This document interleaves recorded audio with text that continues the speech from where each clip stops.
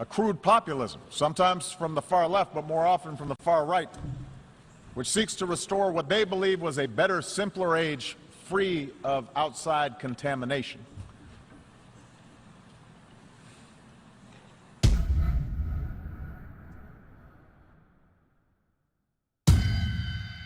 We see it in the headlines every day. Around the world, refugees flow across borders in flight from brutal conflict. Financial disruptions continue to weigh upon our workers and entire communities. Across vast swaths of the Middle East, basic security, basic order has broken down. We see too many governments muzzling journalists and quashing dissent and censoring the flow of information. Terrorist networks use social media to prey upon the minds of our youth, endangering open societies and spurring anger against innocent immigrants and Muslims. Today, a nation ringed by walls would only imprison itself.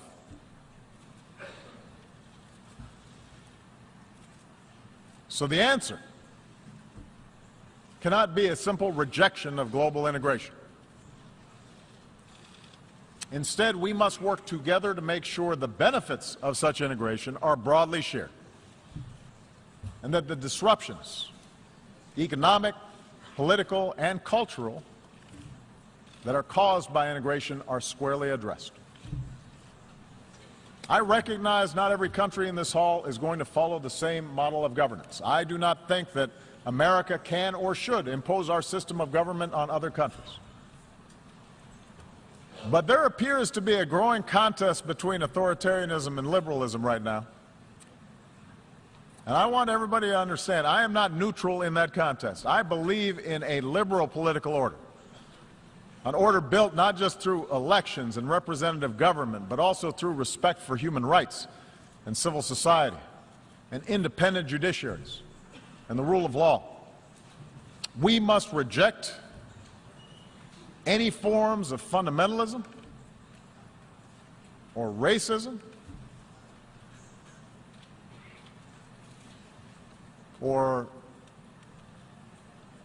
a belief in ethnic superiority that makes our traditional identities irreconcilable with modernity. Instead, we need to embrace the tolerance that results from respect of all human beings. It's a truism that global integration has led to a collision of cultures. Trade, migration, the internet, all these things can challenge and unsettle our most cherished identities. We see liberal societies express opposition when women choose to cover themselves. We see protests responding to Western newspaper cartoons that caricature the Prophet Muhammad. In a world that left the age of empire behind, we see Russia attempting to recover lost glory through force. Asian powers debate competing claims of history. And in Europe and the United States, you see people wrestle with concerns about immigration and changing demographics, and suggesting that somehow people who look different are corrupting the character of our countries. Now, we have to open our hearts and do more to help refugees who are desperate for a home. We should all welcome the pledges of increased assistance that have been made at this General Assembly gathering. I'll be discussing that more this afternoon, but we have to follow through even when the politics are hard. Because in the eyes of innocent men and women and children who, through no fault of their own, have had to flee everything that they know, everything that they love, we have to have the empathy to see ourselves. We have to imagine what it would be like for our family, for our children, if the unspeakable happened to us.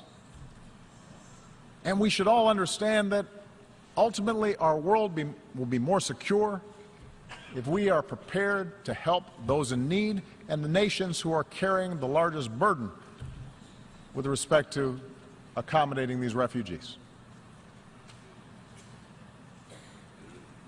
There are a lot of nations right now that are doing the right thing. But many nations, particularly those blessed with wealth and the benefits of geography, they can do more to offer a hand. Even if they also insist that refugees who come to our countries have to do more to adopt to the customs and conventions of the communities that are now providing them a home. This is what I believe, that all of us can be co-workers with God. And our leadership and our governments and this United Nations should reflect this irreducible truth. Thank you very much.